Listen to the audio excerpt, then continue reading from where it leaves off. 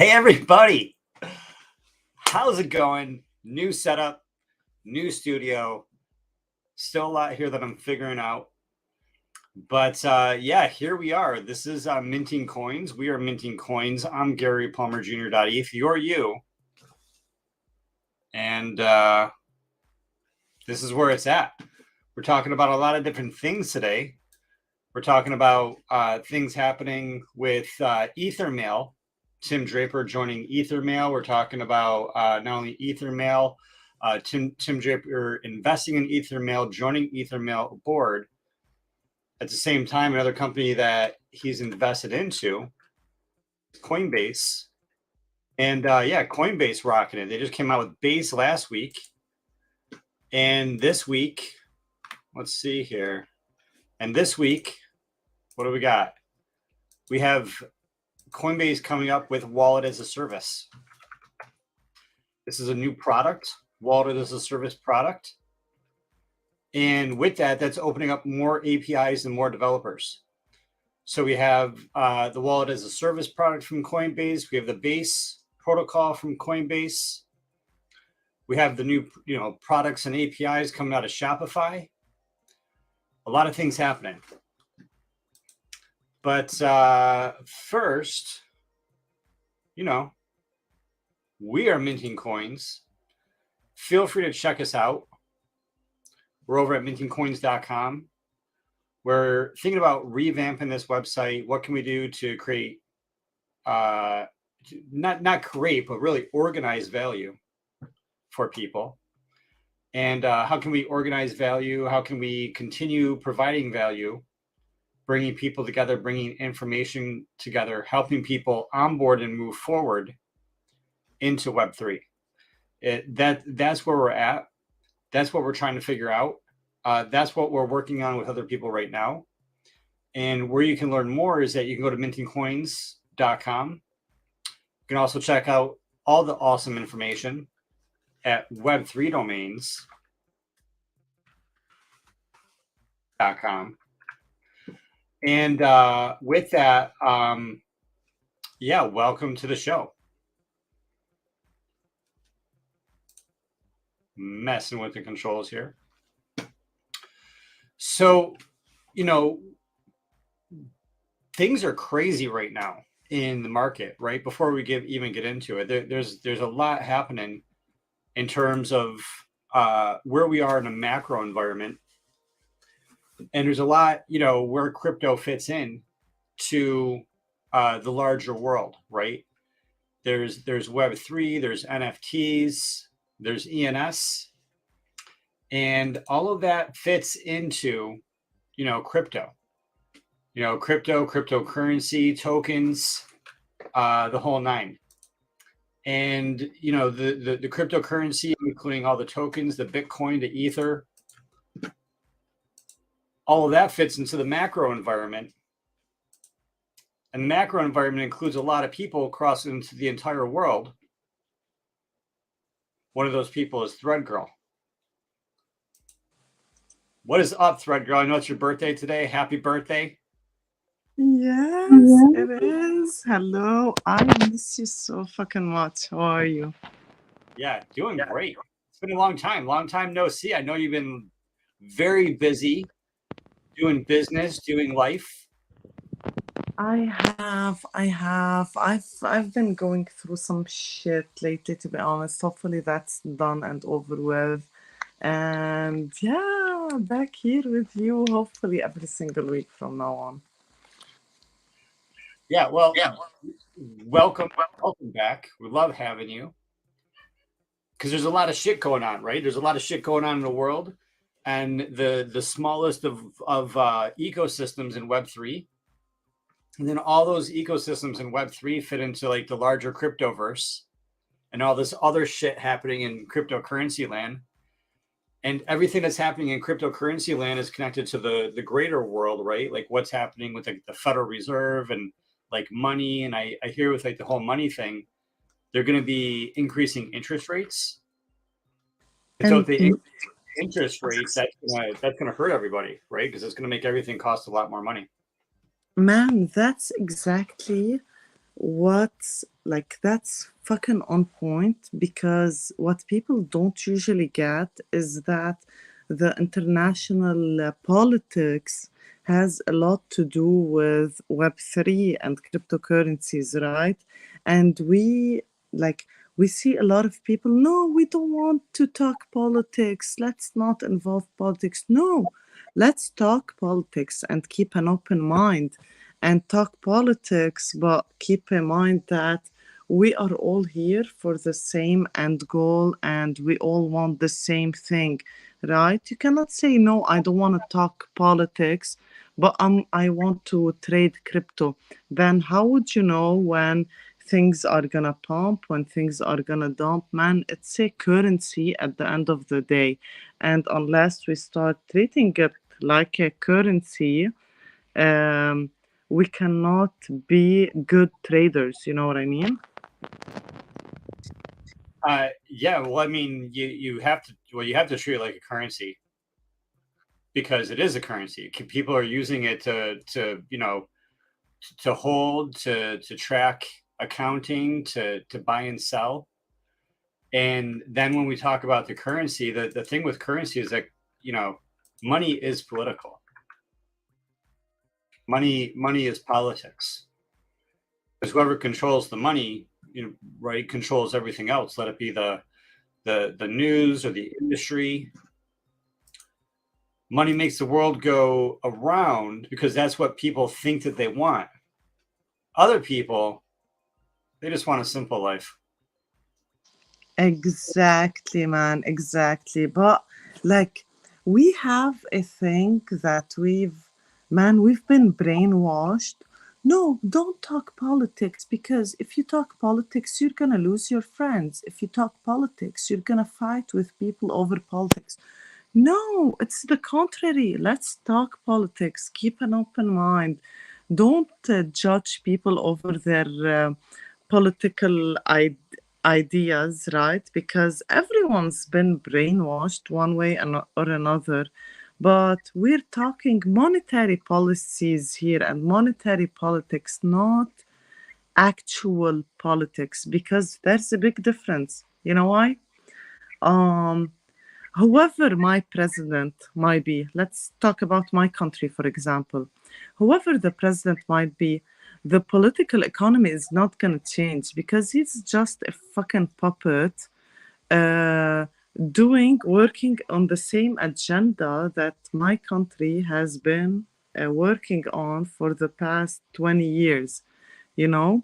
But like, this is the difference between talking, yeah, politics, I like this person, I like that person, or talking monetary policies, which is gonna stay the same no matter which puppet you bring to.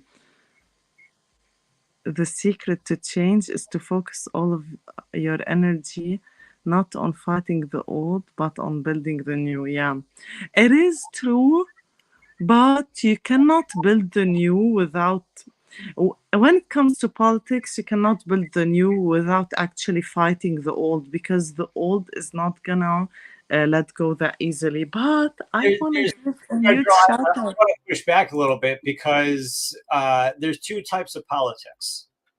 When we talk about politics, it's like talking about numbers. When we talk about politics, there's the politics of dividing, and then you have the politics of adding. 184, welcome to the show. What do you think about the politics of numbers? Hey. Give me a simple life. Give me a simple life where we can talk about politics with people that are capable of talking about politics. Give me a life where we're going to build something new, tear down the old. Yeah, look, I agree with you both. Whatever. Bring it on. Whoa. And 184 comes out swinging hard. Heavy opinions flying. 184. I didn't think you're going to take such a strong stance. Dogs are better than cats. Dogs are way better than cats. Whoa. I just got, I just got my cats? I just got my cats a bird feeder that I'm using for the squirrels, so that the cats can hang out with some squirrels.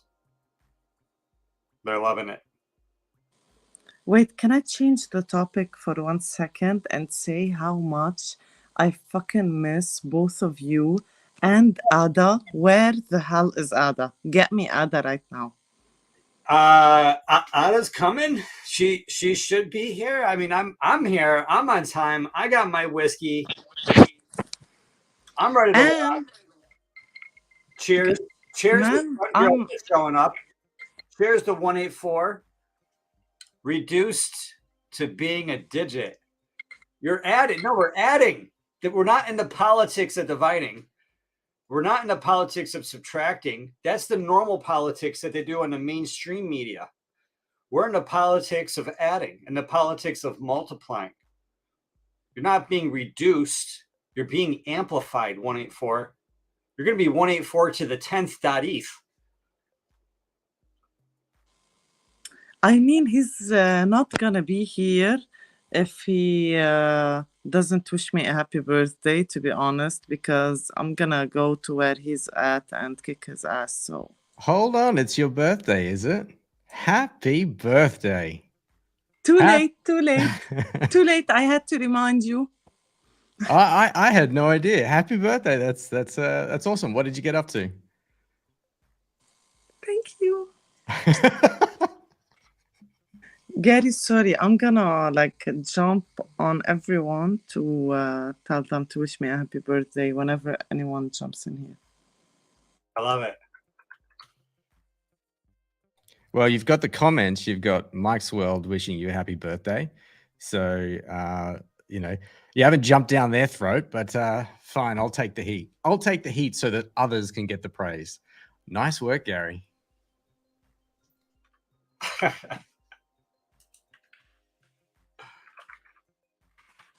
Thank you. Now people are going to know when they come on the show. They're going to be like, oh, I get it.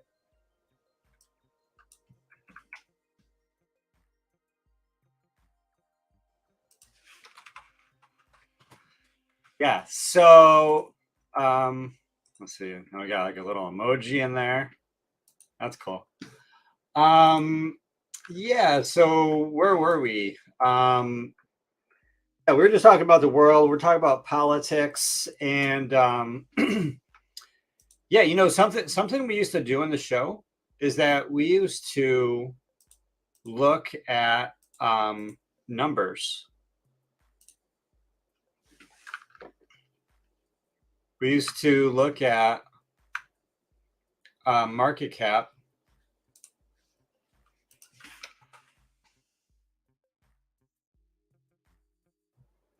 So like Bitcoin 21.7, Ethereum 1,500. What's up, Rocket? How you doing? Popping in. Good. I hear it's Threadgirl's birthday. Did I miss it already? Where is she? Is she here? All right. It's Threadgirl. Okay, so we gotta. There she is. What? Threadgirl. I am here. Hello, Rocket. Thank you so much. Cool. Yeah. So, yeah, just looking at the top 10 coins, let's look at this garbage. We have Bitcoin, imagine is 10xing. We have Ethereum. We have Tether.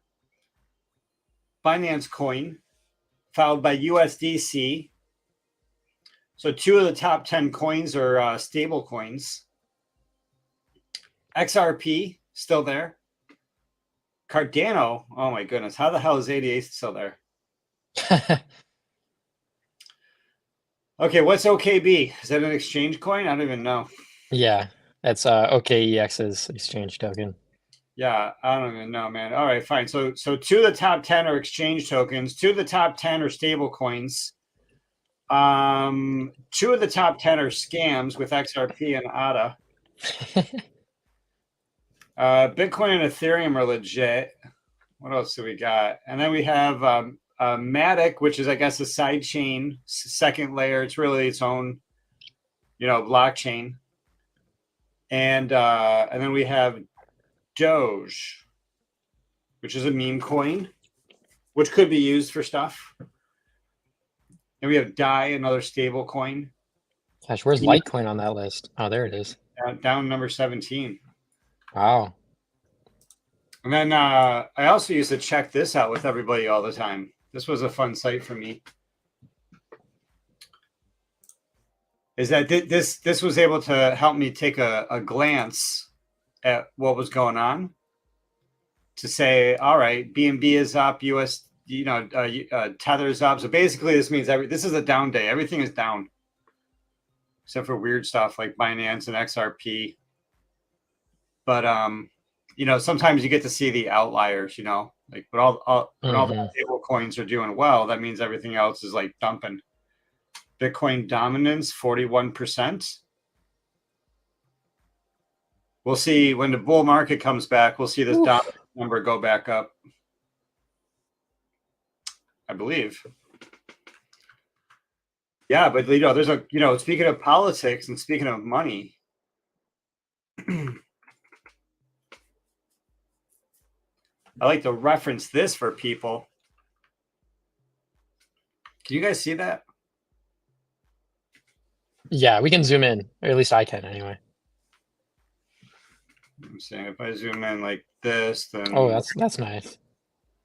What we got here? So coins total. Okay, that's okay. Yeah. So what is this saying? This is saying that 93%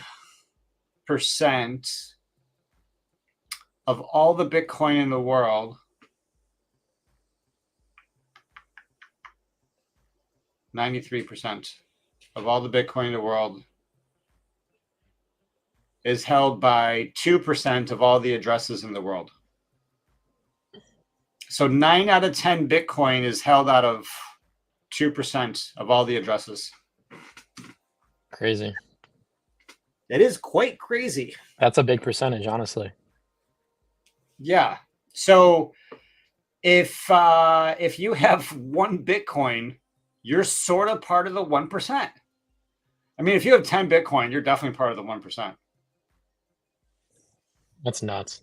If you have one Bitcoin, you're definitely part of the 1%.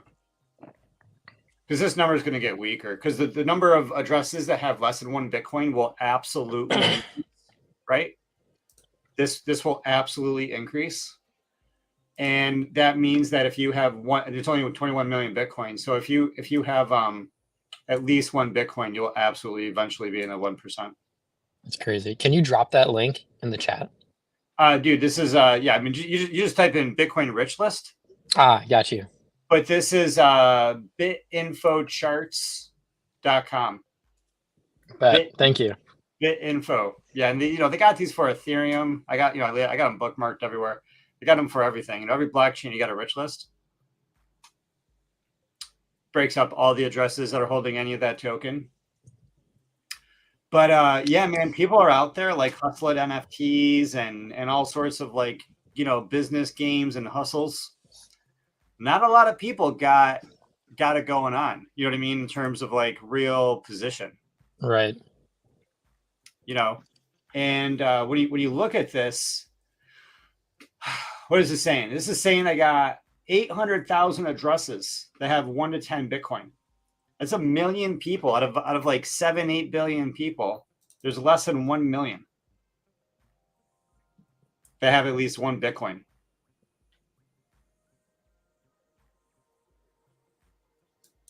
Not a lot of people. So that's all interesting and cool. But did you guys see this news today? Did you guys see that Tim Draper joined EtherMail, their advisory board? He got a $4 million raise. Yeah. No, Tim Draper's been huge, like pushing all kinds of different stuff, but it's good.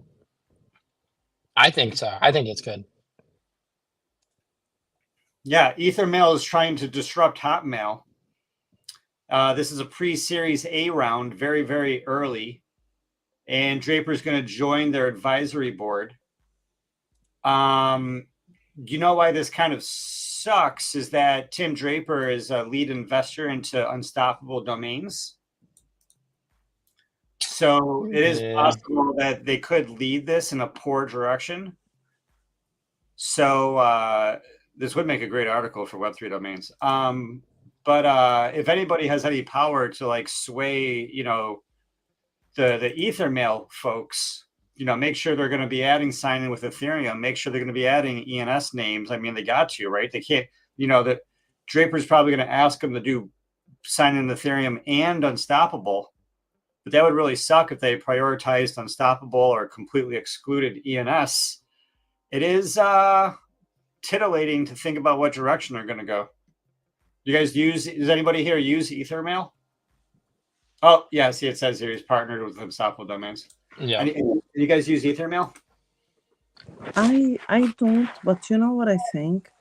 I think, listen, I used to be, no, don't compete with ENS, because no one can compete with ENS. But now, and especially when Blur came out and I saw that the competition between two marketplaces really made OpenSea actually add some features and work on themselves, and they haven't done that for the last 6 months. They did what they did in the last 2 to 3 weeks. They haven't did in the last 2 years, right? I feel that a good competition for ENS is actually healthy. ENS is always going to be top dog and whatever you want to call it, because it has actually the tech and the utility, but some push in a way, it does more good than harm. You know what I mean? You're saying that a little bit of competition is good for ENS? Totally. Yeah. Can somebody check out the EMT token and tell me like what is the right token for the EMT token? Because this is saying, what's up, Novax?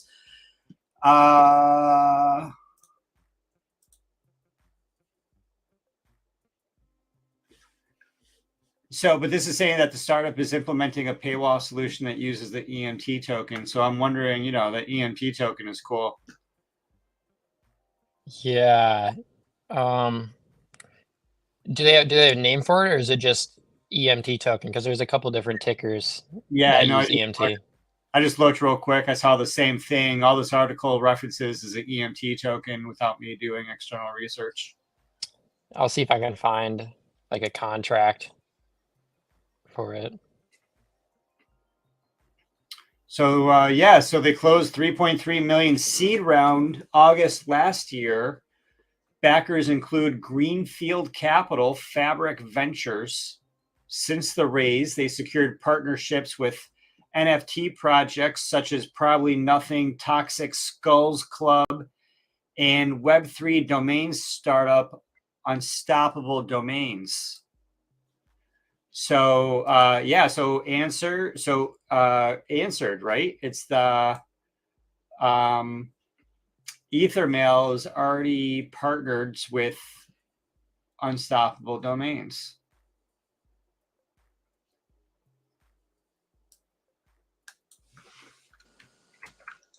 Yeah, again, so what? The They whole also tech, integrate with ENS, right? That's what do they also do ENS? yeah, Yeah, but I the found whole the tech is so early, we're still so early, and a lot more than EtherMail and something else more updated is gonna come out, I think. yeah, I'm seeing the They're the founders here, the founders of EtherMail, Shant Kivoin and Gerald Heydendrick. What'd you find? Yeah, so the token, I found the token on CoinGecko and CoinMarketCap, but it's just a placeholder. There's no data on it. It looks the comments on it already is like, dang, this looks more centralized than China itself. But so they're going to be doing an EtherMail thing where they reward you for reading spam emails. privacy, rewarding users. Yeah, you know, I mean, this is cool. I'm interested in trying it out for sure. Yeah, it looks like you connect your wallet and that's your account, which makes sense. Does it read the ENS though? I'm gonna test that with a dummy wallet quick. One sec. A dummy wallet that has an ENS name? Yeah. Oh, yeah, so I'm on the homepage, ethermail.io. I believe this is the right site. It says, attention UD and ENS holders, 10 million EMC raffle and airdrop soon. Sign up. All right. So, all right. Yep. I'm on the same site. So if we get scammed, we get scammed together. Oh, it worked. It's large. It's 320 billion, 100,000 million billion. Yeah, let it load. It will like just put you into a portal like in like a couple seconds.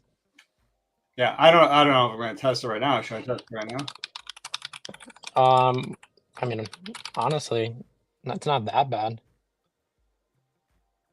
You can skip this step. Yeah, secondary email. So if you add a secondary email, you earn already 200 EMC, which is their current token, or it might be EtherMail coin is what it is now. I don't know. Yeah. EMC, EtherMail coin, or Emmer coin. What? That is an extremely small amount of coin because there's like 1/3 of a trillion of these coins available. Got you.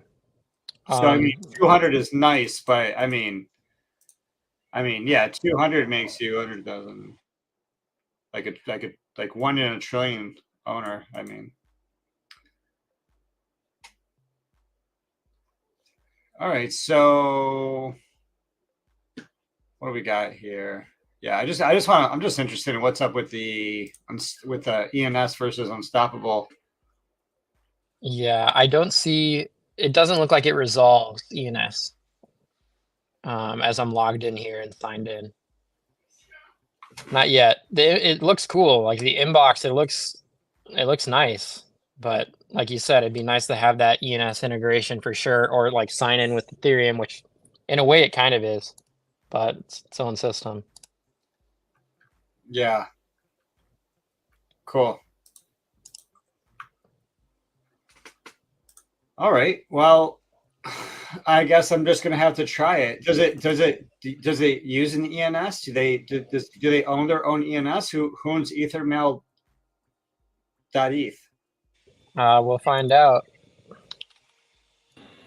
Hey, my friends, can I chime in? Yeah, jump in.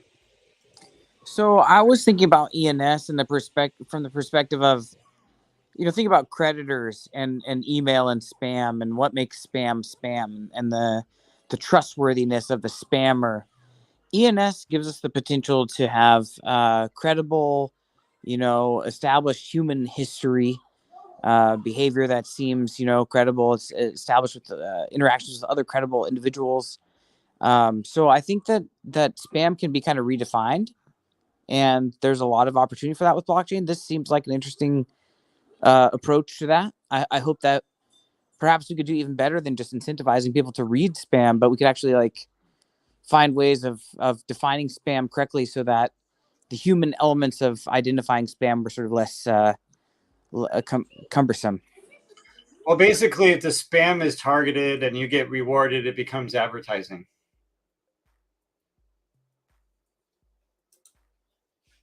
Right? Definitely. Yeah.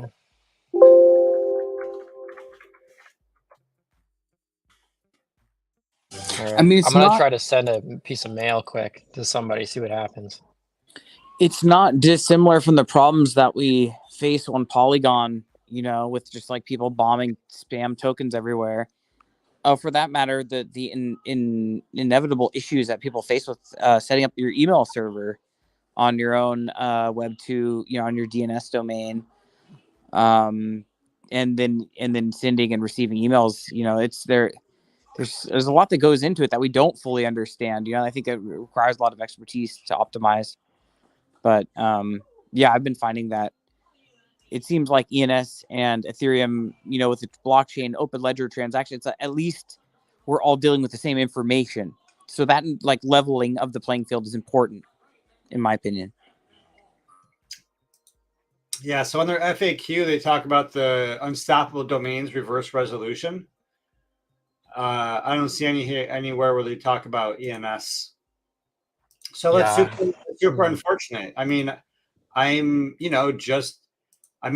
that's shocking for me that they would make that business decision, because there's just no incentive for so many people to use this when so many people have already chosen, right? That Look on ENS their website, like right away, like headline. You're gonna see something that's gonna look really cool. Like refresh. Look at that top bar. Attention. This one? Yeah. Yeah. ENS holders are going to get part of this airdrop. That's cool. Oh. That's cool. But I'm interested in the technology. Yeah. I got you. This just so you know, like the part of you that likes money goes, oh, that's cool, right? Because I like money. But when I look at this, I like jump to the business stuff, and for me, this is a vampire attack. This is the type of vampire attack. You know what I mean? They're basically taking ENS holders, they're giving them free EMC coin, getting them to become users of this, and then saying, if you want your name to work, ENS people, then you're going to have to get an unstoppable name.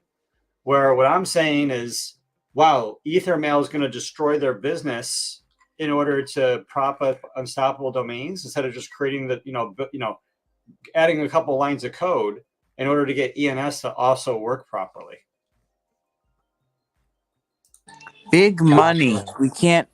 The money obscures things sometimes. Sometimes the business or the utility doesn't make as much sense, and then the money makes it make more sense.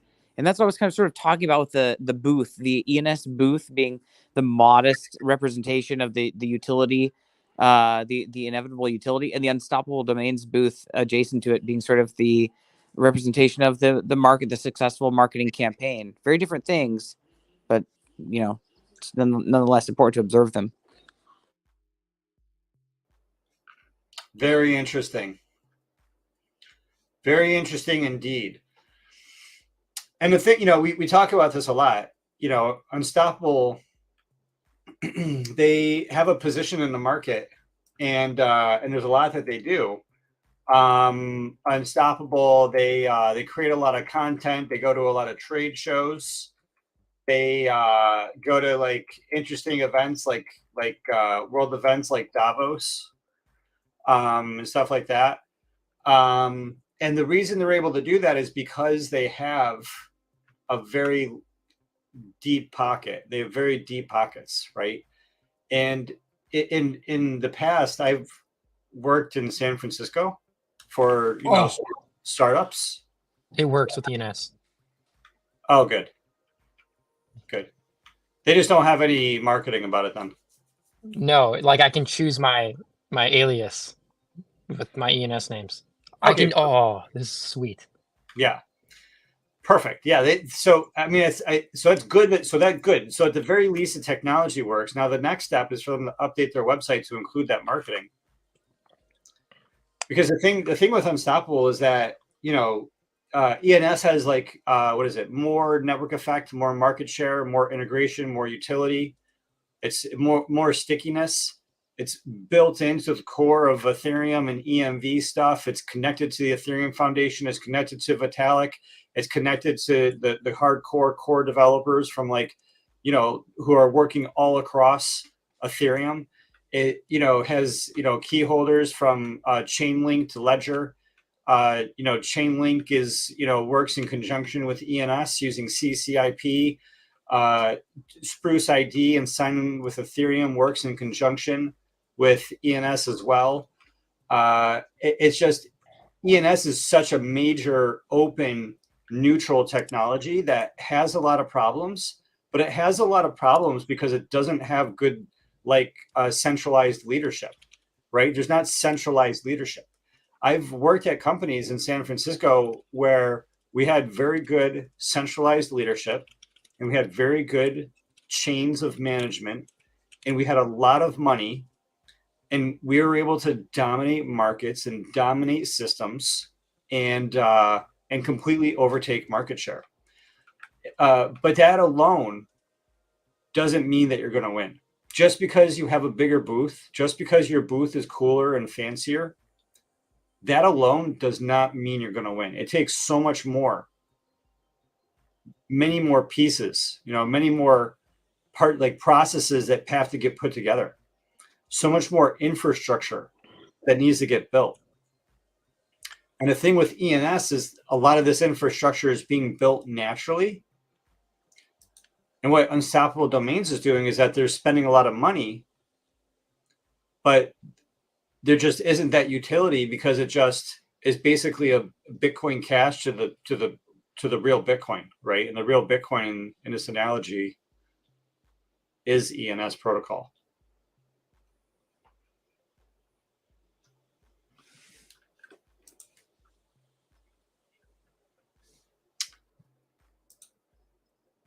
Are you guys picking up the comments in the comment section here about Skiff? People using Skiff to set up email. Very interesting. I haven't done that yet myself. Is Skiff a competitor? I think it looks like an email service provider that leverages ENS. So I don't see it as a competitor, but a utility.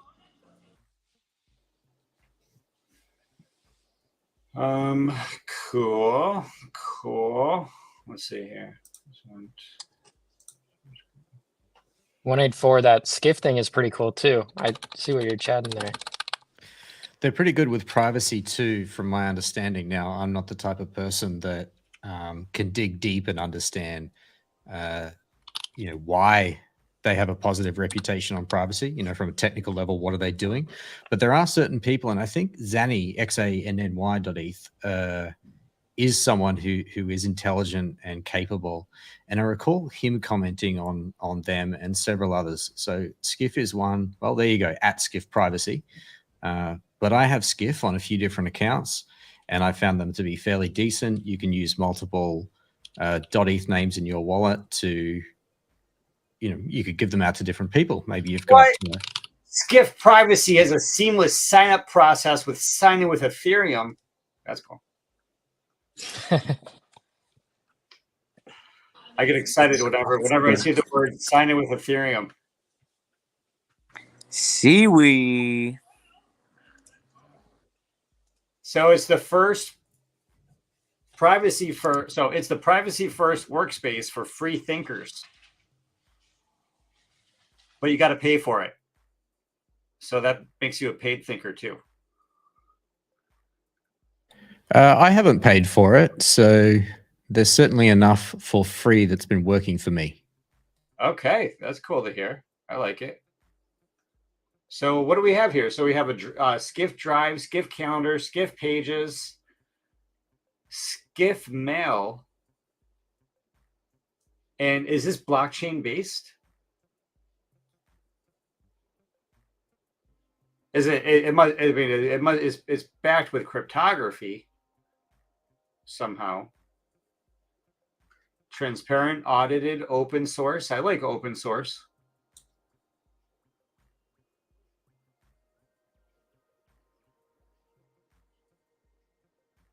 Right, but is it on chain? Yeah. Well, I mean, you want to be careful what is on chain and what isn't on chain. But because I don't want everyone to read my email.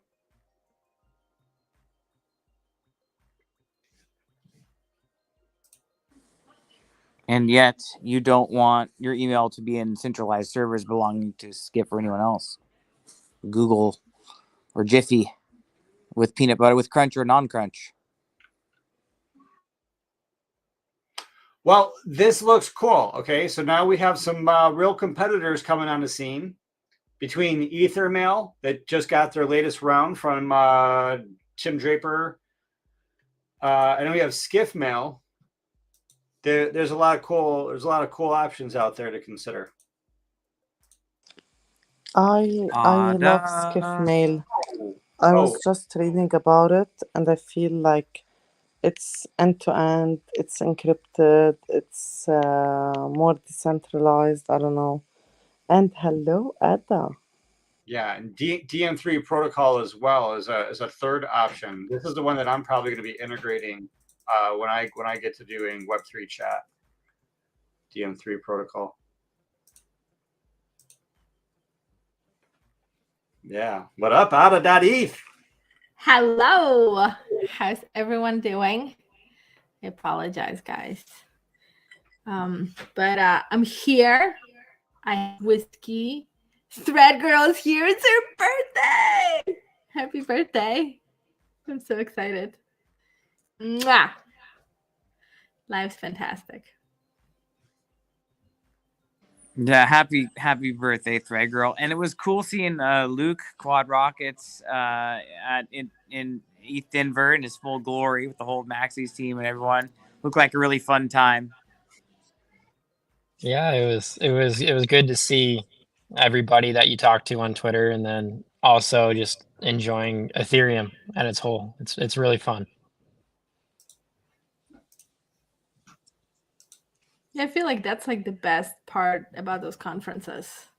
It's like you are surrounded in real life with everybody that you've been talking to for however long.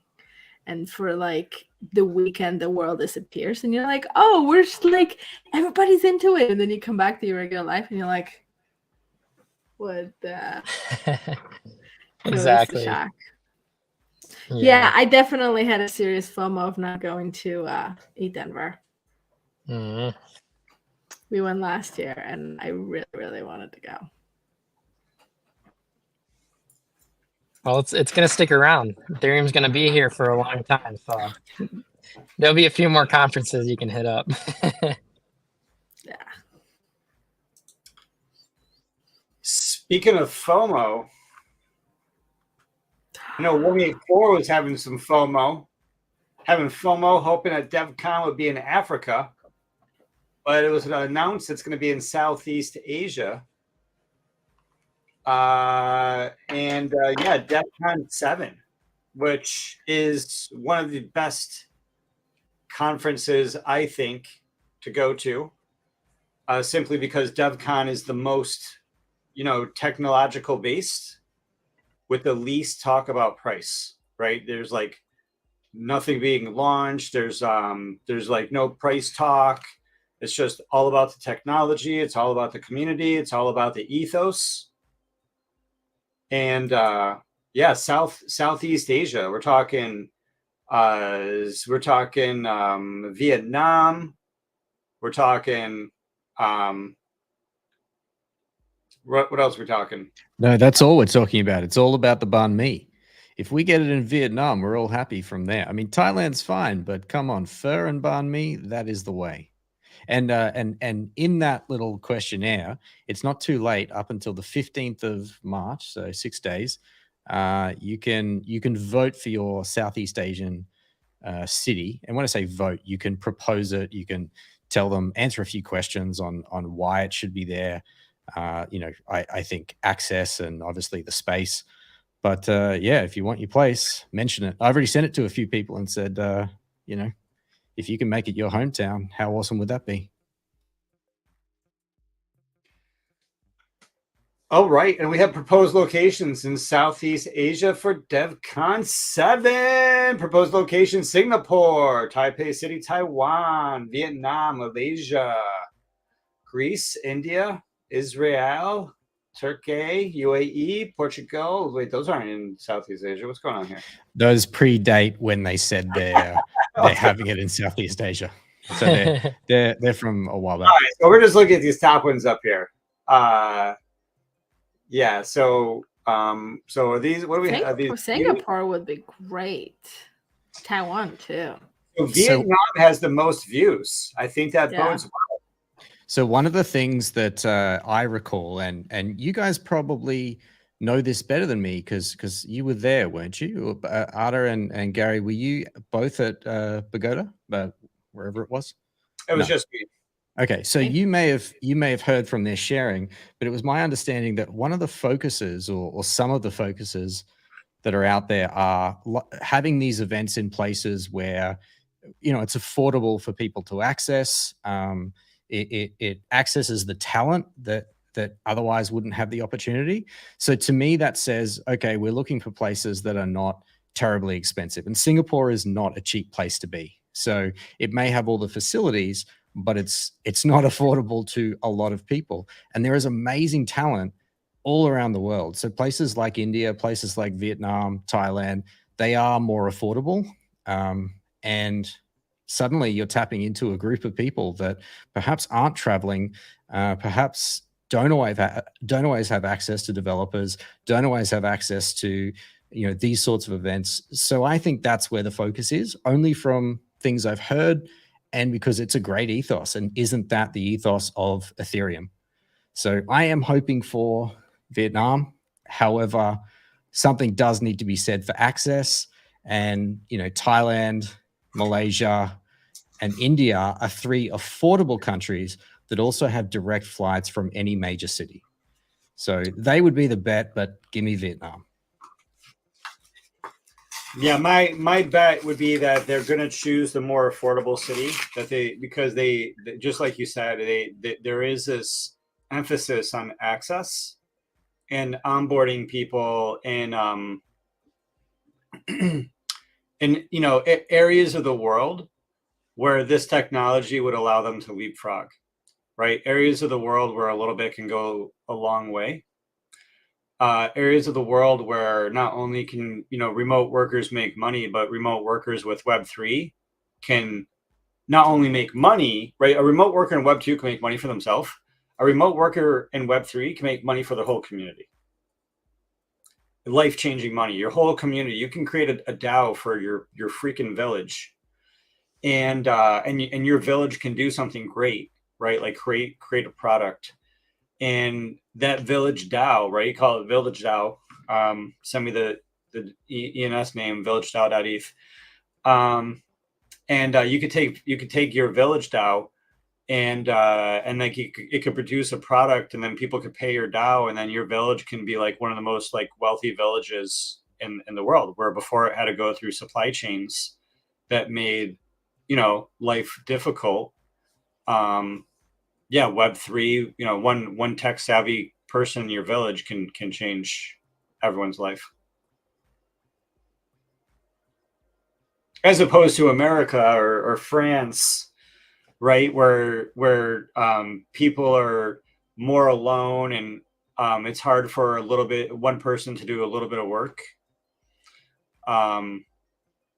It's just harder, right? So if you're in America or France, you can gather up enough to sort of like, get yourself going, or go to a meetup, or connect with a group of people. You know what I mean? You don't need Devcon, to go to New York City. You already have NFT NYC, and you already have all these other things coming. You have ETH Paris. You know what I mean? NFT Paris. You already got all these things coming. But yeah, technologically, again, this isn't about spending money, right? This isn't about going, bringing ETH Denver to a place where people can like do a token drop and an NFT drop and a side chain. No, this is about the technology, onboarding people, making it so we get as many people using EMV, as many people using Ethereum, as many people using Chainlink data, right? And CCIP to connect it, as many people having a Web3 identity that's immutable, as many people participating in DeFi for their finance, as many people participating in, decentralized apps and all this data, where they can have your direct ownership, direct control. And they just need one person in their community to understand that and bring it to them.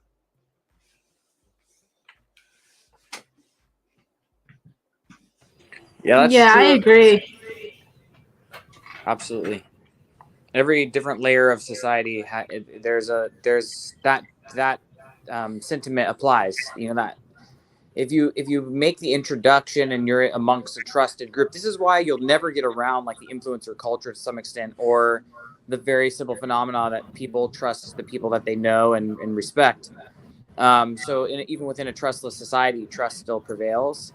And that's kind of what I take away from the village kind of analogy is like, that could be a diamond thing. That could be a diamond backed NFT or solid, stablecoin startup. It could be NFT project. It could be some new utility or ENS built thing. But I think that when the right people understand the value proposition, then things change dramatically, rapidly.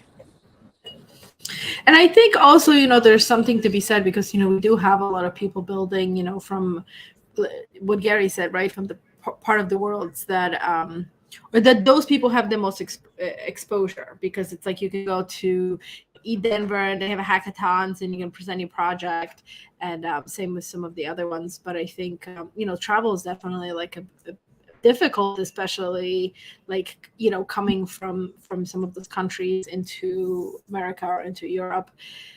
But I think that it gives us like a different perspective, and I'm always the most curious about the project are actually really helping to solve the world's problems. And I think that it is in those areas that we get to see some of the most innovative solutions of how you can use the blockchain to actually make a world a better place. And so that's like what I'm always the most excited about, right? Because it's like it's giving access to people that otherwise wouldn't have to go to those hackathons and to create teams, right? And to connect with other developers, to make connections.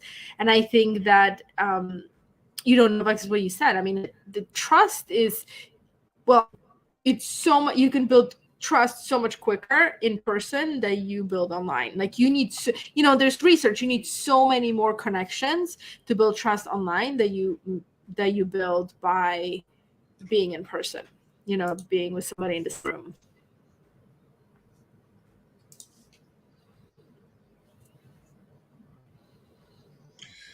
Yeah, and speaking of building trust, we talked. I mentioned this in the very opening. Yeah, we had Coinbase last week launching Base, the new layer 2 protocol, right, or something to that effect. And now we have Coinbase announcing wallet as a service. How do we say that? WAS? Wallet. Oh shoot! Somebody's better go claim that quick. WAS? Oh man, that's way taken. Yeah, now any company can seamlessly onboard their users to Web3. Did I skip an article somewhere?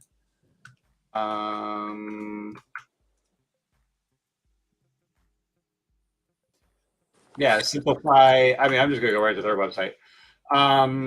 Yeah, so Coinbase is expanding its Web3 business solution, so any company can build fully customizable on-chain wallets for their customers. Yeah, like basically any Web3 website, any company, any project, any team, any person, enterprise, small business, or startup is going to be able to create an app, and you're going to be able to have a seamless wallet experience in your app. It could be retail, commerce, entertainment.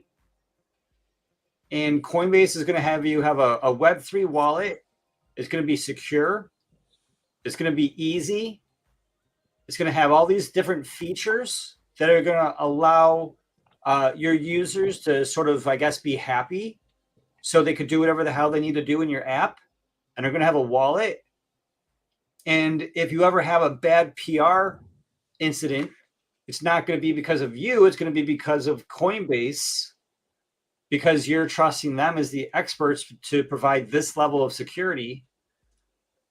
And sort of skipping ahead a little bit in this page, which is right off the Coinbase blog, you're going to be having a seamless user experience, secure.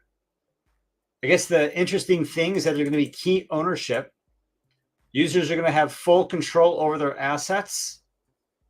I read up earlier in this blog post that you're not going to have access to the keys, but you will have an option to export your keys off the platform at any time, is what they're saying.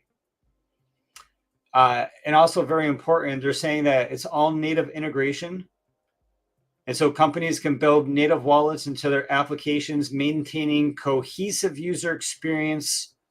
No need to redirect users to a separate wallet or app. And so when I read that there's no need to send users to a separate wallet or app, then what it makes me think is that I'm going to be able to use ENS.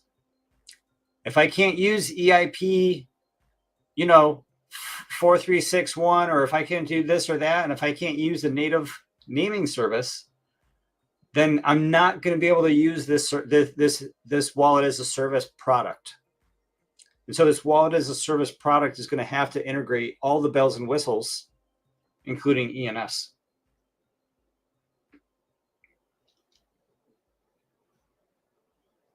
Wallet as a service, wallet SDK, all this wallet stuff. And so stuff like this, the reason this is interesting, stuff like this can, someone can build an app. Because now, like when they build an app, they don't got to worry about this piece of the puzzle. And when they build that app, they can just focus on the game. They can just focus on like whatever the hell it does. Maybe it's a real estate thing. Maybe it's a Craigslist type thing.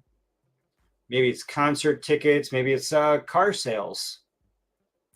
Maybe it's sneaker trading. Maybe it's like a Pokemon thing, I mean, whatever it is, it's going to have a wallet. It's going to have sign with Ethereum. And Coinbase is going to make it so instead of, having to have an extra $100,000 in cost, or instead of having to worry about a whole lot of other bullshit, you're just going to be able to work with them and get that shit done quick. Okay, I like the value prop. Very cool. Although you cannot fail but see the parallels with Apple, App Store and the centralized App Store sort of a model that emerges here. And will this have utility? Absolutely. It will be necessary for onboarding and adoption. Absolutely. Will it be useful and for taxes and all the like? Certainly. And for compliance, no doubt. Although, is it true to the foundational ethos? That's another question. How extractive will Coinbase be now and in the future? They are a publicly traded company. I bought coin stock. So will the stockholders ultimately drive what happens in Web3? Are we on a similar ride than we've been on before? Are we changing anything fundamentally? It's an important question to ask right now. Yeah, well, I mean, we could already play. This is all easy. We could play this in our head, man. I love it. No Vax. Yeah. Okay. So I have an app. I have a news app, right? And my news app is like, it's called Hitter or Bitter or or Sitter. I don't know, but yeah, people post their opinions, or then there's a wallet on it, and then the company gets regulated, or Coinbase gets canceled, and they say, we don't like this app. We want you to take this app. And now Coinbase shuts off their API for our specific app. And then that specific app realizes, oh, wow, now our wallet's not working, and we need to integrate our own secure wallet system. And then they're going to say, what are the options? They say, does Wallet Connect do this? Does Rainbow Wallet do this? Does MetaMask do this? Do any of the new wallet providers existing or in the future do that? And if and when there's even one instance of that,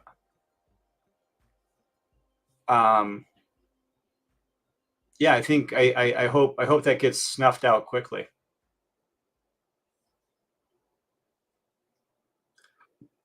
It's like PayPal. A lot of people don't think about it. When PayPal first came out, what was it, 1998? Right? 1998, PayPal came out. And yeah, I mean, PayPal was great. And then after a while, like people started having their accounts shut down. And then you started realizing, wow, a lot of business is going through PayPal, and that's a lot of power. And PayPal has the ability to, make or break a business nowadays. And I don't know if you guys heard the news, but like PayPal still has that clause that if you say something that is cancelable, they can charge you a $3,000 fine. So hopefully we're in the clear. Yeah, but I mean, this is what I always think about, and it's it's very interesting because I feel like we're in this fight for decentralization, and Novak said, right, is it actually changing the status quo or making things better? And I feel like that's where we're here because we want to change the status quo.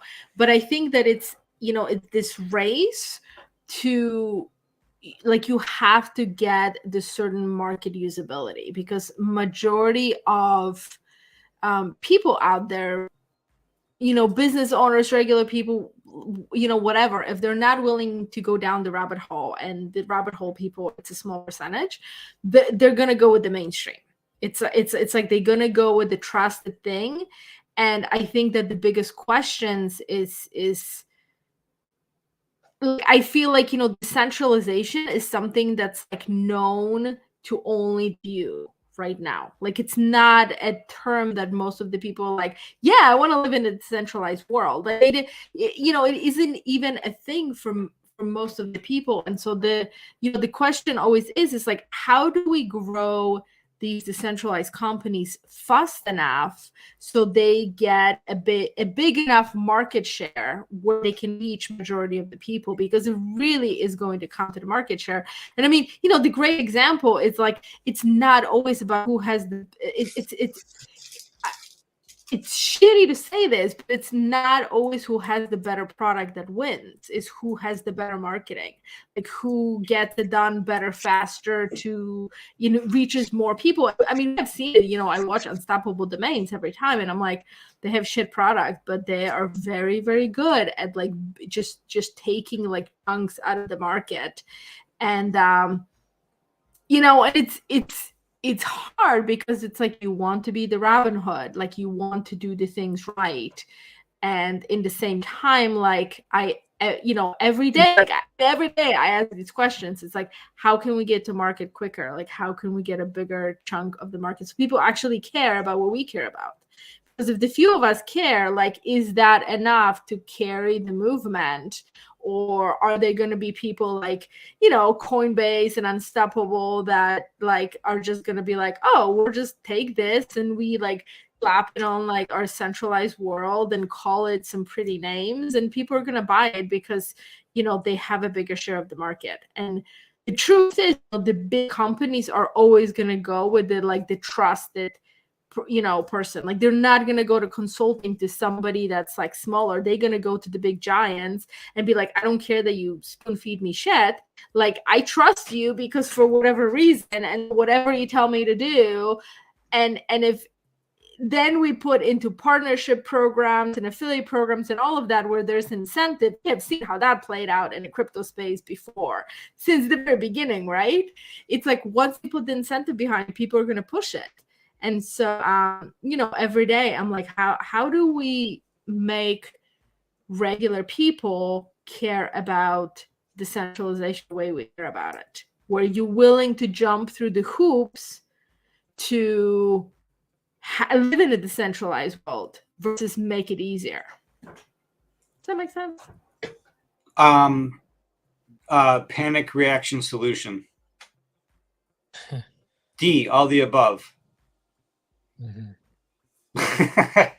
Sorry, wrong class. Yeah, well, I mean, check this out. Just talking about PayPal, talking about wallet as a service, talking about centralized entities, creating centralized puzzle pieces.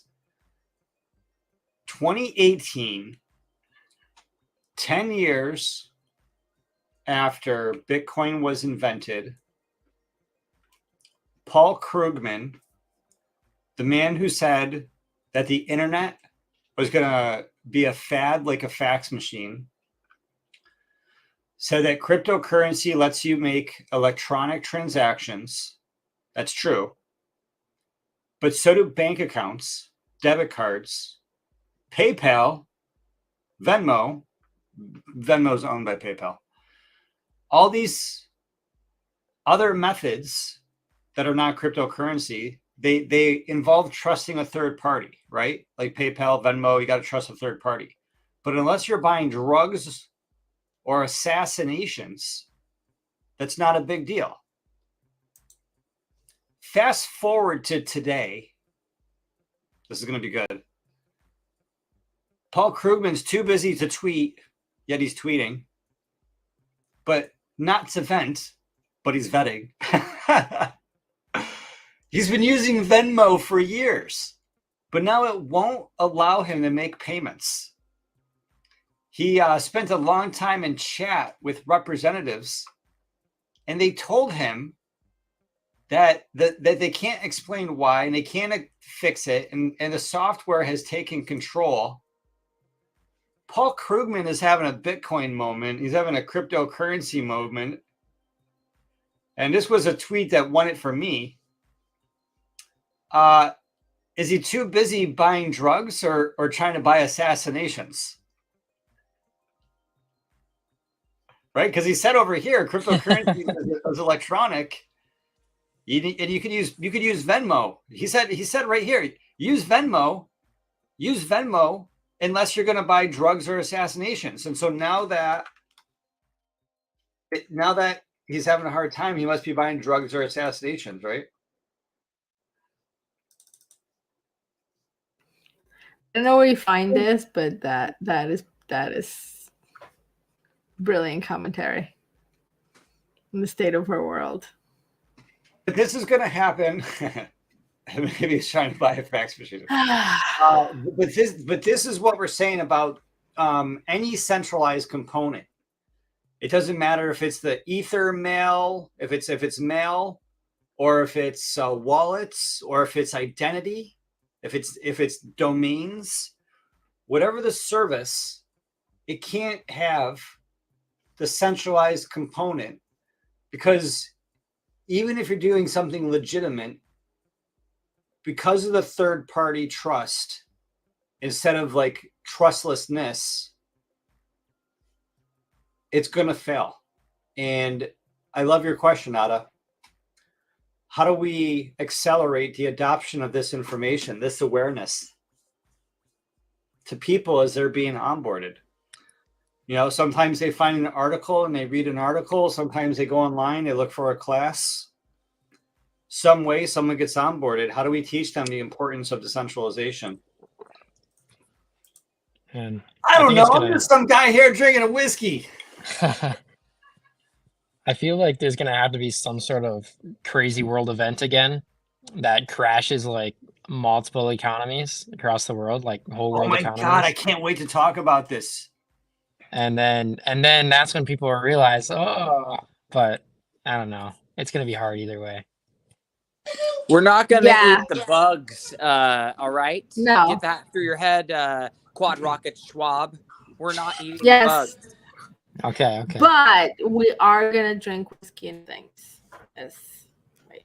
We're gonna drink whiskey and we're gonna sing Web3 sea shanties. There we go. That's what I do. Ooh, Web3 sea shanties. Yeah, we're gonna get ChatGPT to write us some Web3 sea shanties. That's that what we I'm can talking sing. about. That we specifically, you got to tell it this specifically, that we could sing during Whiskey Wednesday night at a Mintingcoins show. Yes. Maybe it throws in the words Whiskey Wednesday and Mintingcoins. But well, I'm so sad that like it's so like worked out. I gotta like fix it that I'm always late for the introductions, because I have been trying a new whiskey for like each and every whiskey show that we have done this far, and either like I'm stuck in a class or I have a work meeting, and I am working on getting it fixed so I can be here on time. But I thought that, you know, we haven't seen our friend for a very long time who is currently traveling through Japan. So in honor of Steve Miller, we are drinking Japanese whiskey. Oh. I gotta say, Japanese whiskey is, I think, my favorite. Like many people, you go through a journey, and a lot of us love the smoky whiskey, but Japanese whiskey changed. Delicious. I've never had it. I had a friend in my regular real world networking group who first told me about it, and I was like, Japanese whiskey. I mean, I love sake. I am a connoisseur of sake, but like it's just like not what I think about whiskey. So being the geek that I am, I went and did the research, and I was like, this totally makes sense, because I mean, if you look at the art of making sake, it's such a precise craftsmanship to make these different, you know, and we're not talking about art like, you know, the stuff that gets served in a sushi restaurant that's hot. Like, we're talking about, like, you know, some amazing sakes or you know, or shochu, which is Japanese vodka. But so I was like, whiskey, and then I did research, and I was like, of course. And it is like the smoothest thing I've ever had. Like, I think it's definitely had, it's like my top 5 favorites. Like, yeah.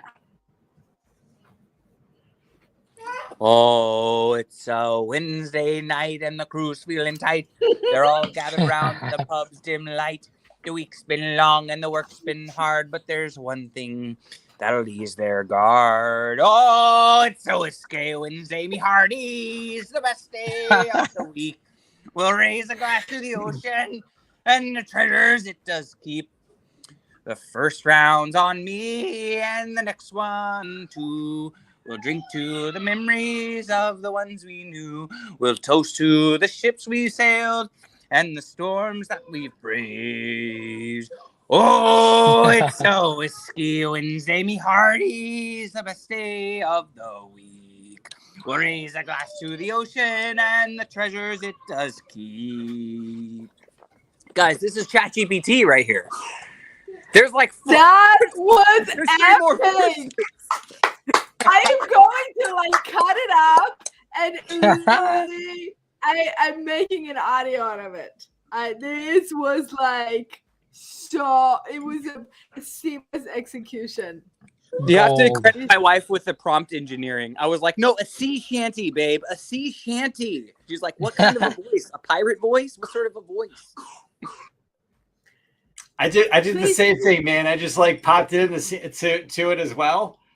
And I was like, yeah, do the same thing, man. So like, yeah, we both got one. Can you please send that to me? Can you like DM me the words? That was like brilliant. Yeah, we're saving this prompt. we yeah. Every day, like there's some days like holy shit. Like it gives like the best stuff. Some days I have to like prompt it extra, but it's incredible. Like it just, I love it every day. Yeah, I started talking to it. I'm like, hey, thank you so much. This is excellent. And be like, oh, well, thank you.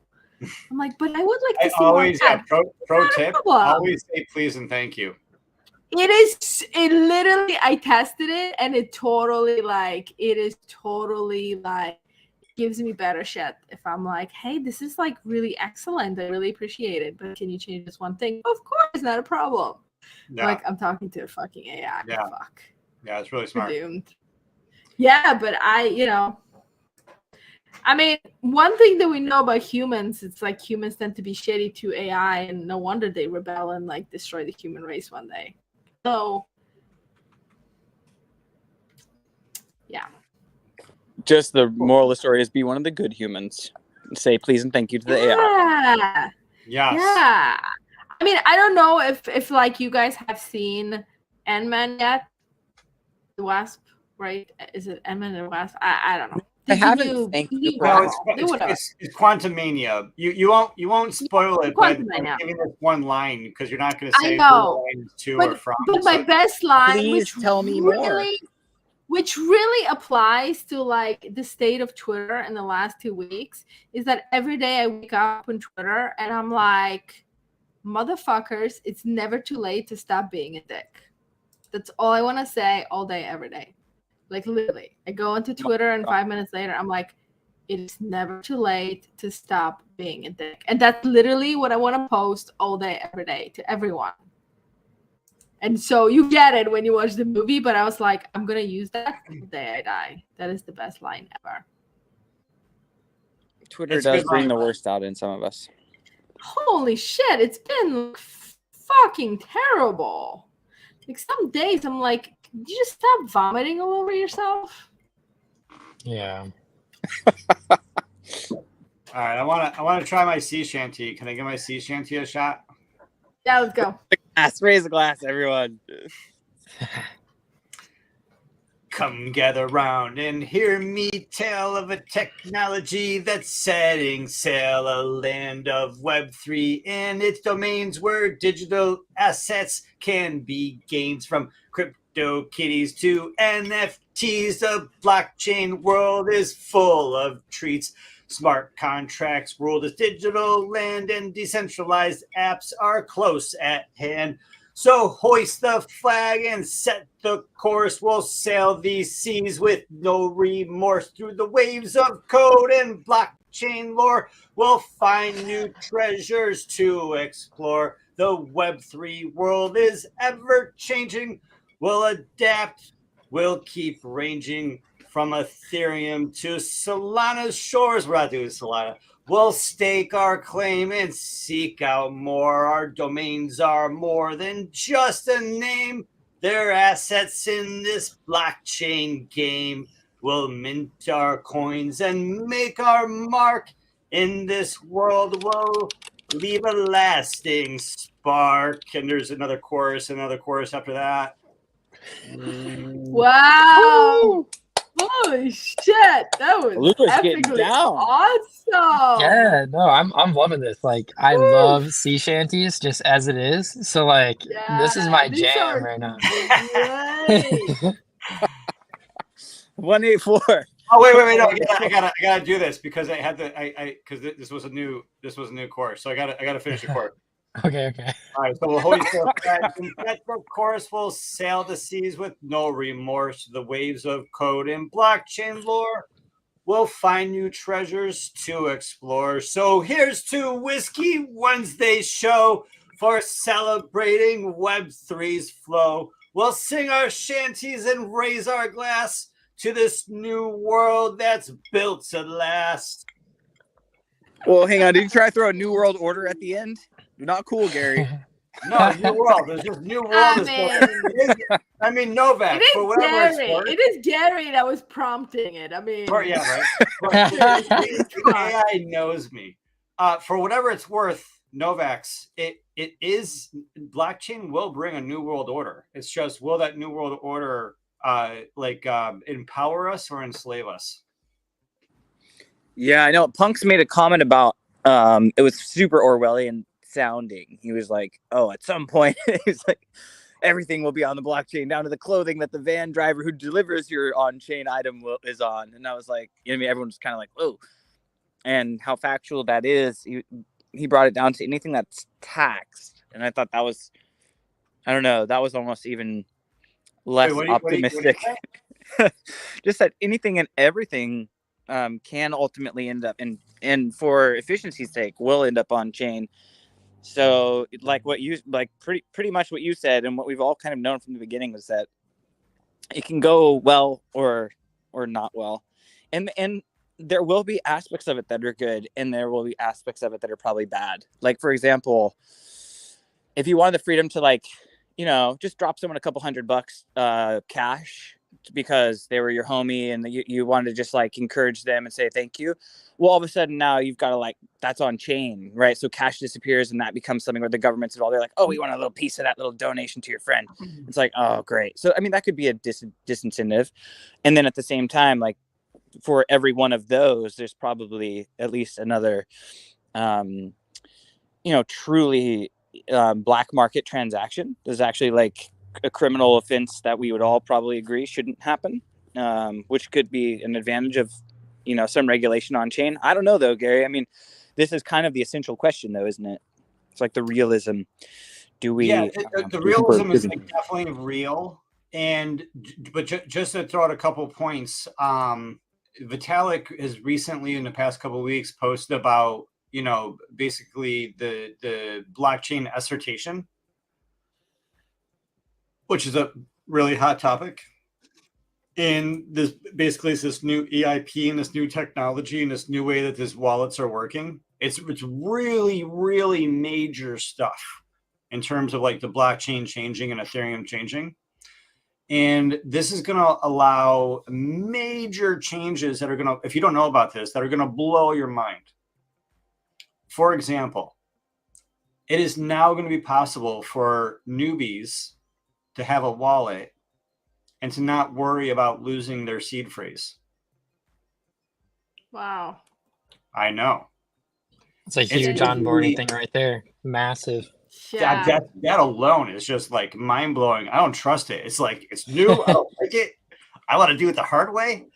And then what else? I mean, you're going to have things like potential privacy, so that you could have a transaction that goes through a Merkle tree, or what some of the kids are calling a Verkle tree. And that Merkle Verkle tree is going to allow you to prove that something is true without sharing all the information, without sharing the whole database of your wallet ledger. You can prove that one thing is true, which means that you're going to be able to have private transactions on the Ethereum blockchain potentially. Yeah, big changes. And so then you get into questions, Novak's, like you're getting to, even if those things. So step one, we can make those problems not problems for some people. Step two is that even though we can make some of those problems non-existing, those problems are still going to be illegal for some people. If they live in a land and their land says privacy is illegal, it's going to be illegal for them to do a privacy-based transaction.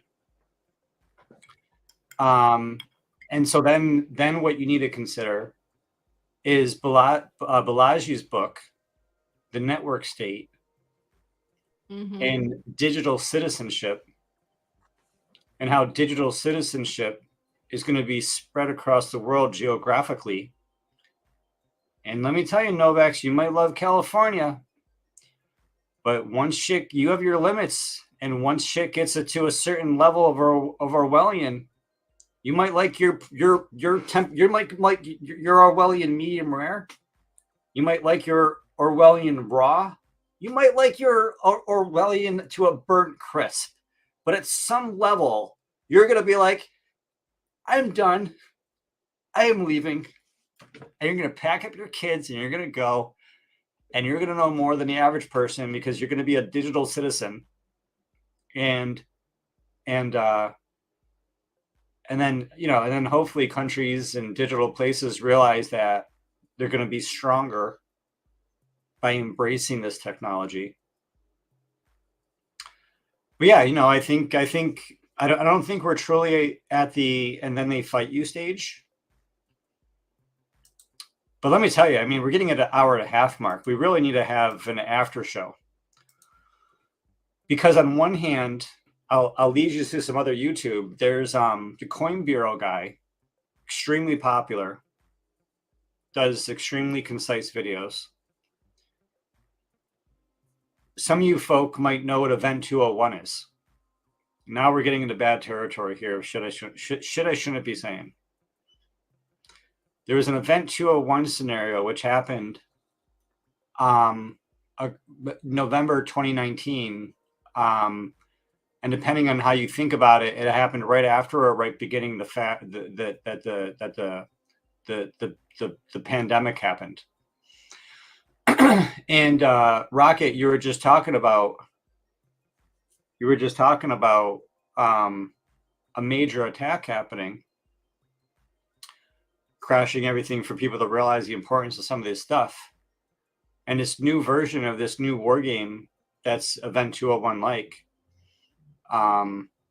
simulated a situation that was going to be significantly worse than the pandemic, and was going to be entirely based around the concept of rolling massive, extreme, and rolling cyber attacks. And what was really interesting about these war games is that some, like most people, were anonymous who were a part of these games. But in terms of one of the leading doxed participants, it was actually ICANN. So ICANN was one of the leading participants in this WEF. I don't know if you guys understand all these words that I'm saying. Organization war game, and talking about rolling cyber attacks that were going to make the pandemic like a nothing burger. And so shit may be coming. And that's before we get into the alternative energy technologies. The alternative, because like what's happening with Russia and what's happening with China and what's happening with the dollar. And there's a lot of dollar risk that's potentially happening. You might be hearing about it, between like the Russia and China, and like, and then like having their own currency, and then working with like the oil countries, in the Far East there. Well, what if, this is a big what if, but what if, we've been hearing about these things in mainstream science, but what if there was a breakthrough in alternative energy? And what if the breakthrough in alternative energy made oil significantly worth much less? And what if that completely crushed South America? What if that completely crushed the Middle East, the Far East? What if that completely crushed China and Russia? Russia gets the majority of their money from energy and oil. Really, really interesting stuff that's happening with the state of the world that we should talk about in an after show.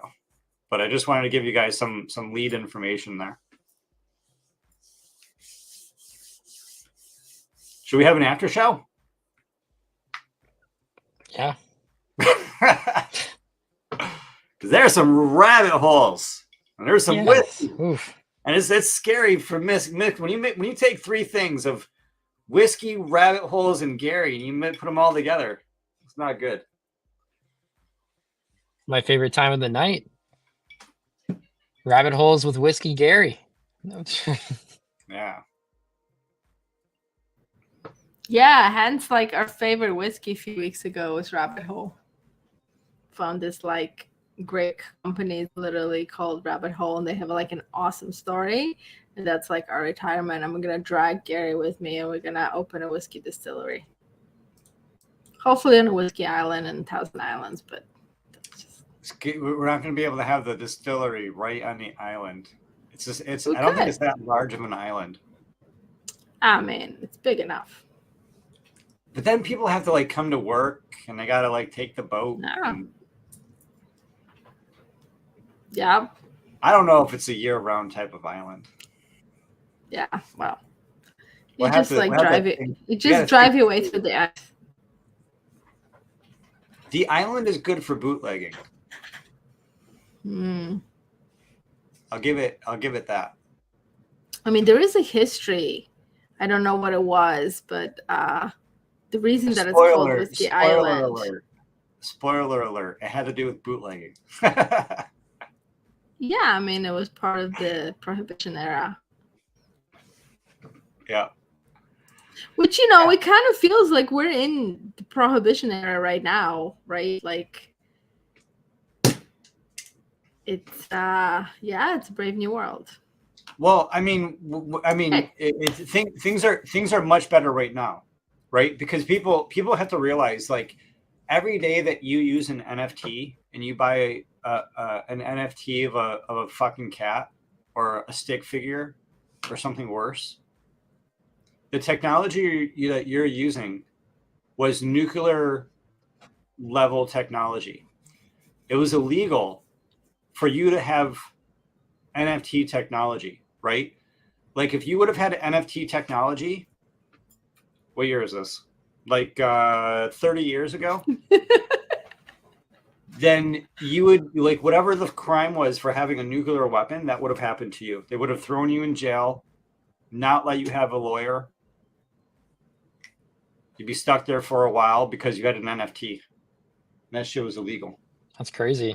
I mean, my Bitcoin and Ethereum is my nuclear weapon at this point. Well, like Bitcoin and Ethereum uses 30 years ago nuclear weapon level technology. Wow. Because having because it's all based on PGP encryption, which stands for pretty good privacy, which is basically public-private key cryptography, right? You having like a public-private key based on SHA-256 cryptography was part of the encryption, what was called the encryption wars, which basically led to the whole cypherpunk movement, which was basically led to the whole digital cash movement, which basically led to Bitcoin, which basically led to like everything in the whole world, SSL security. And yeah, the fact that we have this is like a big, big deal. But 30 years ago, it was illegal, and people had to fight and fuck their entire lives in order to allow us to trade NFT pictures of cats and literal pieces of shit. Yeah, it gives you some perspective. It's pretty amazing. Yeah, I like it. Someone in the chat says copy and paste was invented between 1973 and 1976. I think that person's 184. Actually, this is the emergence of tech is a super interesting thing to study. ENS is actually a great example.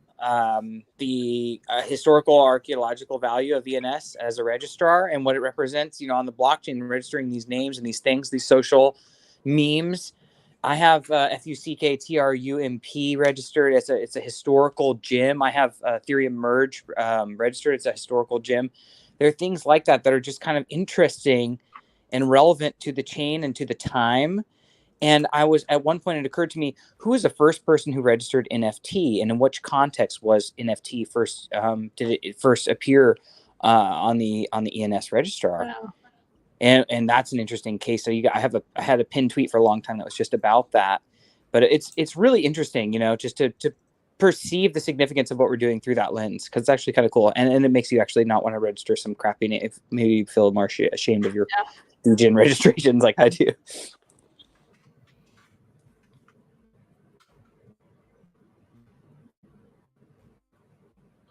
I'll come in full color. I'm getting my laptop right now, Gary. Full color in the after show. I said I'm getting my laptop booted. I'll come in full color in the after show. Full color. Yeah, I was about to say, like, I was promised like full color and everything, and I got nothing. I had a sleeping baby on my lap this whole show. I had to go mobile today. Oh man, yeah. Okay, well, yeah, we're gonna get into it. If you guys want to know more, go to mintingcoins.com. If you want to read more, go to web3domains.com. If you want to know more about minting coins and these shows and this content and the crazy shit that we do in this side of the house, go to mintingcoins.com, become a member. We're about to have our live after show. Our live after show is basically a members only show at mintingcoins.com. It's where we get to say and do whatever we want. It's where we're going to talk about the World Economic Forum and the New World Order and the very, very, very recent war games that were just had. I hope that we might talk about some of the UAP stuff and things happening in the world and things happening in the skies. I think it's really interesting what's happening in terms of disclosure. And I think it's really interesting what's happening with proof of work versus proof of stake blockchain technology.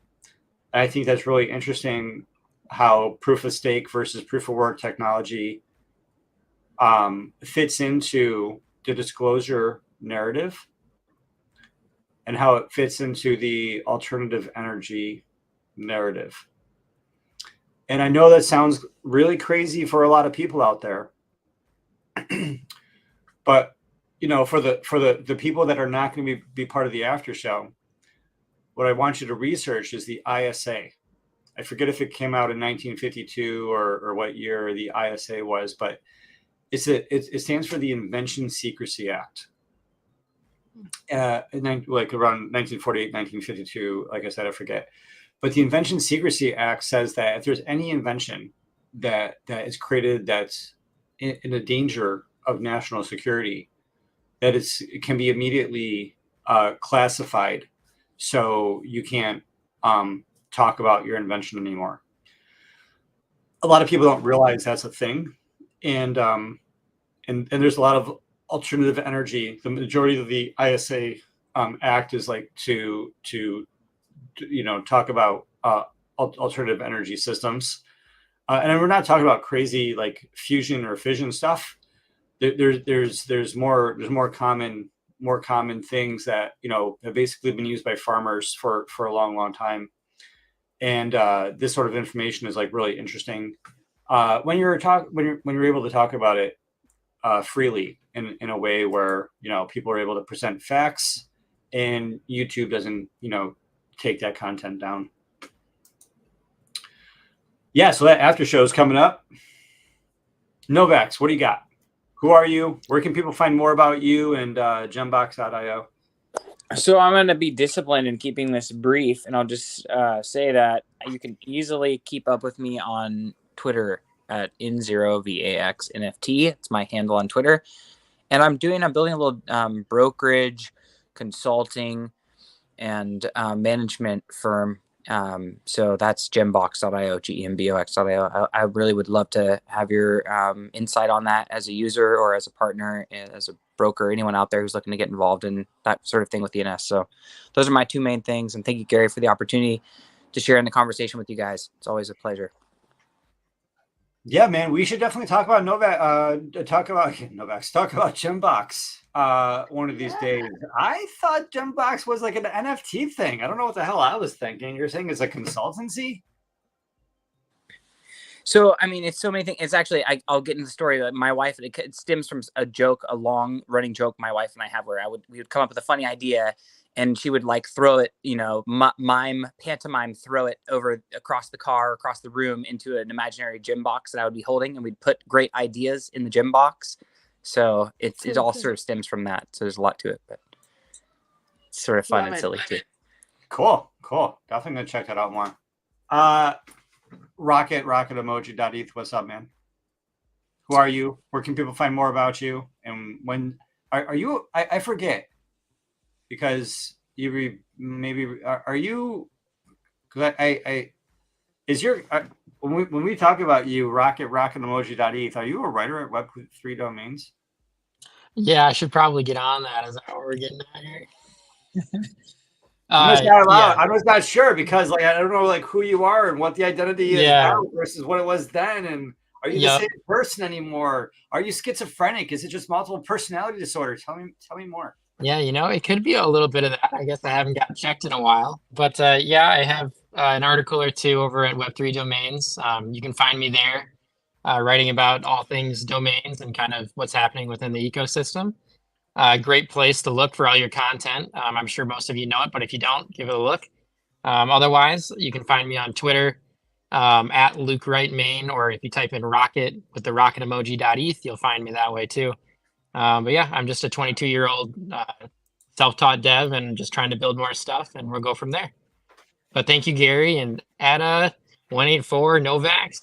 The sea shanties were on point tonight. The whiskey was good, so it was a good night. I forgot about the sea shanties already.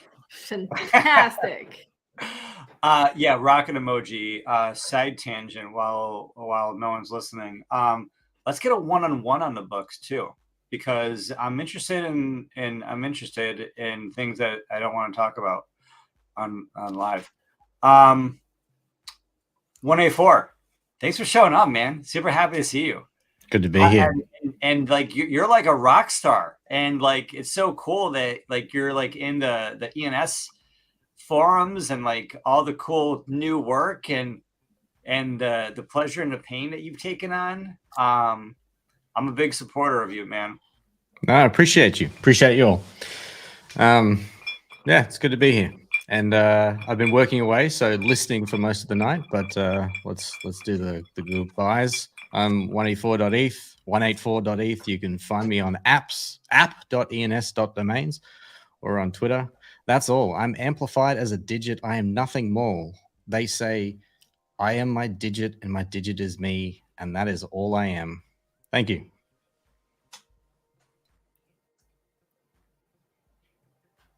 Yeah. Wow. A humble digit.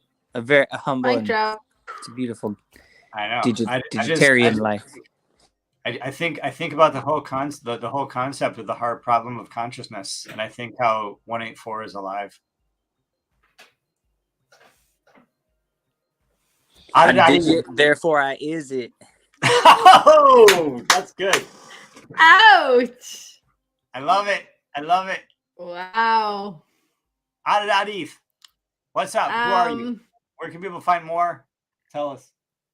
Yes, I mean, I just want to say 184 is incredible.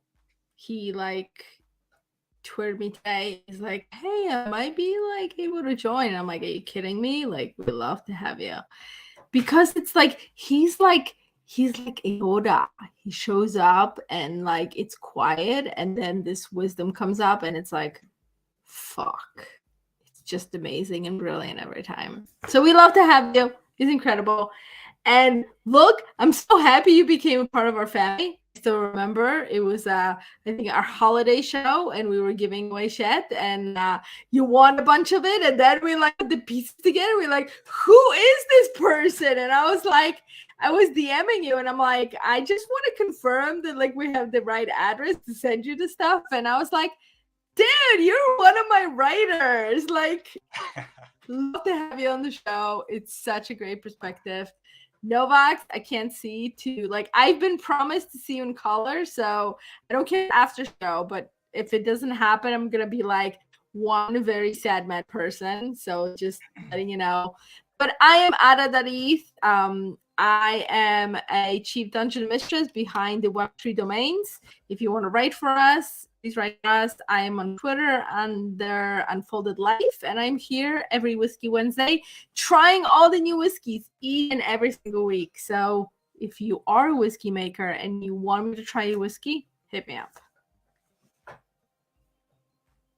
I'm looking forward to the compilation of all of the different whiskeys that you tried across all the different days, with like the 30-second snippets of like you introducing each one. It's gonna be a good little video.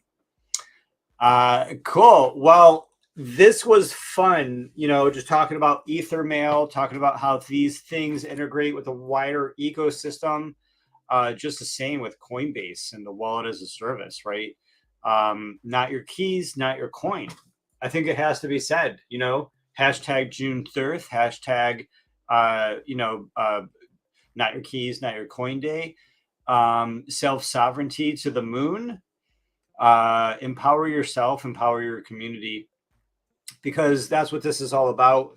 This is about, you know, giving yourself the future and having that future with your community, right? Not being just one person, but being a part of many people, right? Not being just the top of the castle, just the single point, but being one of many nodes, which is having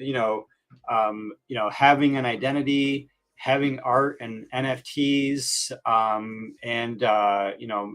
minting your names, minting your art, or minting coins. But that's who we are. That's what we're doing. I'm Gary Palmer Jr.eth. You can find me there. Check us out at web3domains.com.